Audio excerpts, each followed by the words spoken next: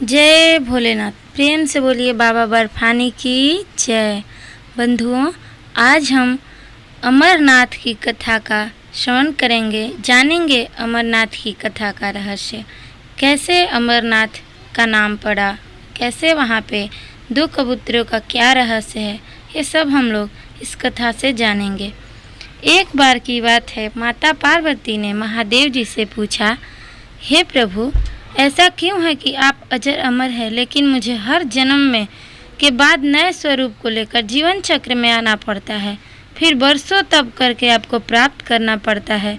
जब मुझे हर जन्म में आपको ही पाना है, तो मेरी तपस्या इतनी कठिन क्यों है? आप मेरी परीक्षा क्यों लेते हो? आप कंठ के नरमुंड माला धारण किए हो, और इस ब्रह्मांड में अमर होने के रहस्य क्या है? भोलेनाथ ने माता को पार्वती के उन सवालों का जवाब देना उचित नहीं समझा, लेकिन पत्नी के हट के कारण कुछ गुण रहस्य माता पार्वती को बताने पड़े। शिव महापुराण में मृत्यु से लेकर अजर और अमर तक के कई प्रसंग हैं, जिनमें एक भक्ति से जुड़ी अमर कथा बड़ी रोचक है, जिसे इसको पढ़ने वाले भक्तजन अमरत्व की कथा के रूप में इसको जानते हैं। प्रतिवर्ष हिम के आलय यानी हिमालय के अमरनाथ, कैलाश और मानसरोवर तीर्थ स्थलों में लाखों श्रद्धालु इन तीर्थों की यात्रा करते हैं, कई किलोमीटर की पैदल यात्रा करते हैं। जानना चाहते हैं कि क्यों, कहाँ से आई है भक्तों के मन में श्रद्धा और विश्वास। शिव के प्रिय अधिक मास और आषाढ़ मास पूर्णिमा, श्रावण मास की पूर्णिमा के बीच बाबा अमरनाथ की यात्रा भक्तों को खुद से जुड़े रहस्यों के कारण और भी प्रासंगिक लगती है। पौराणिक मान्यताओं के अनुसार बाबा अमरनाथ की गुफा ही वह गुप्त स्थान है जहां भगवान शिव ने माता पार्वती के अमर होने के गुप्त रहस्य बतलाए थे, और उस समय उन दोनों ज्योतियों के अलावा तीसरा कोई भी प्राणी नहीं था। न गले में नाग, न भोले के नंदी, न सिर पे गंगा, और न गणेश जी, और न शिवगण, और न ही कार्तिकेय। महादेव एक गुप्त स्थान की तलाश में भोले बाबा ने सबसे पहले अपने वाहन नंदी को छोड़ा। नंदी को जिस जगह छोड़ा था, उस जगह को पहलगाम नाम से जाना जाता है। आज भी अमरनाथ की यात्रा यहीं से शुरू होती है। पहलगाम से थोड़ा आगे चलने पर भगवान शिव जी ने अपनी जटाओं से चंद्रमा को उतार दिया। जिस जगह चंद्रमा को छोड़ा, वह जगह चंदनवाड़ी कहलाती है। इसके बाद गंगा जी को अपनी जटाओं से पंचतरणी में छोड़ा और कंठ भूषण सर्पों को शेषनाग पर छोड़ दिया। इस प्रकार अमरनाथ यात्रा में इस पड़ाव का नाम शेषनाग पड़ा। अमरनाथ धाम यात्रा में पहलगाम के बाद अगला पड़ाव है गणेश टॉप से जाना जाता है। मान्यता है कि इसी जगह पर महादेव ने अपने पुत्र गणेश जी को छोड़ा था। इस जगह को एक अन्य नाम महागुड़ा का पर्वत नाम से जाना भी जाता है। इसके बाद भोलेनाथ ने जहाँ पिस्सू नामक कीड़े को त्यागा, उस जगह पिस्सू घाटी कहलाती है।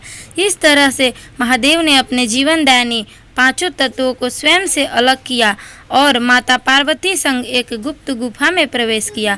कोई भी प्राणी यानी कोई भी जीव, पशु या पक्षी गुफा के अंदर घुसकर कथा को न सुन ले, इसलिए महादेव ने चारों ओर अग्नि प्रज्वलित कर दी, और फिर महादेव ने जीवन के गूढ़ और गुप्त रहस्य की कथा माता पार्वती को सुनानी शुरू कर दी। ऐसा बताया जाता है कि कथा सुनते सुनते माता पार्वती को नींद आ गई और वह सो गई थी। भगवान शिव को यह पता नहीं चला, वह कथा सुनाते रहे। गुफा के अंदर पहले से बैठे दो कबूतर महादेव की कथा सुन रहे थे और बीच बीच में गूं गूं की आवाज़ कर रहे थे। भगवान शिव को लगा कि पार्वती जी इस कथा को सुन रही हैं और बीच बीच में हुंकार भी भर रही है। भगवान शिव कथा के मग्न थे और कथा सुनाने के अलावा उनका ध्यान कबूतरों पर नहीं गया, क्योंकि वो निश्चिंत थे कि कोई भी जीव इस गुफा में प्रवेश नहीं कर सकता। अमरनाथ धाम में कबूतर कथा सुनकर अमर हुए। दोनों कबूतर बड़े ध्यान से पूरी कथा सुनते रहे। जब कथा पूरी हुई, महादेव का ध्यान माता पार्वती पर गया, तो उन्हें पता चला कि जब अमर तब की कथा सुना रहे थे, उस वक्त पार्वती जी सो रही थी। महादेव जी के ध्यान में आया कि अगर पार्वती सो रही थी तो कथा सुन कौन रहा था और कौन हुंकार भर रहा था। तब उनकी दृष्टि वहां बैठे दो कबूतरों पर पड़ी, तो महादेव जी को क्रोध आ गया। कबूतर का जोड़ा उनके चरणों में आ गया और बोला, भगवान, हमने आपसे अमर कथा सुनी है, और यदि आप हमें मार देंगे तो यह कथा झूठी हो जाएगी। इसमें अमरत्व का महत्व खत्म हो जाएगा, इसलिए हे प्रभु हमें पथ प्रदान करें। उन कबूतरों की विनती सुनने के बाद महादेव ने उन्हें वर दिया कि तुम सदैव इस स्थान पर, इस गुफा में शिव व पार्वती के प्रतीक चिन्ह के रूप में निवास करोगे। अंततः कबूतर का यह जोड़ा सदा के लिए अमर हो गया और यह पवित्र गुफा अमरनाथ कथा की साक्षी हो गई। इस तरह इस पवित्र स्थान का नाम अमरनाथ पड़ा था। मान्यता है कि आज भी इन दो कबूतरों के दर्शन भक्तों के होते रहते हैं। अमरनाथ गुफा में यह भी प्रकृति का ही चमत्कार है कि अमरनाथ की यात्रा के दिनों में बर्फ से बने प्राकृतिक शिवलिंग आकार ले लेते हैं। गुफा के अंदर मौजूद शिवलिंग किसी आश्चर्य से कम नहीं है। इस पवित्र गुफा में एक तरफ माता पार्वती और भगवान गणेश के भी अलग से बर्फ से निर्मित प्रतिरूपों के दर्शन किए जाते हैं। तो आपको यह कथा कैसी लगी? अच्छी लगी है तो हमारे वीडियो को लाइक करिए, शेयर करिए और कमेंट बॉक्स में अपना राय जरूर दीजिएगा। जय बाबा भोलेनाथ।